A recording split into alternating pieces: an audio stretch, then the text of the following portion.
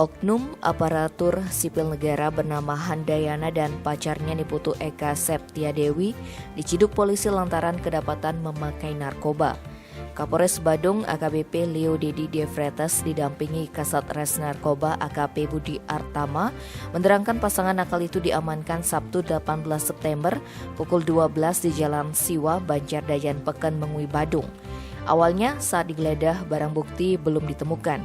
Ketika tim opsional Satreskrim Narkoba memeriksa handphone milik Eka, ditemukan percakapan dan alamat tempelan barang terlarang. Berdasarkan petunjuk itu, tim mengajak ASN yang merupakan staf salah satu kementerian serta pacarnya tersebut ke lokasi yang dimaksud.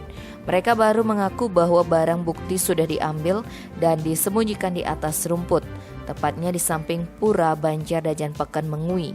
Setelah itu para pelaku diajak ke lokasi barang bukti tersebut disembunyikan.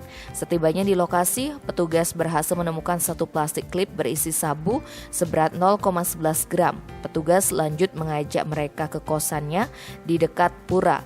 Di sana ditemukan alat hisap atau bong dan korek api gas yang diduga digunakan untuk mengkonsumsi sabu. Dari pengakuan mereka, sabu tersebut adalah milik seseorang bernama Made.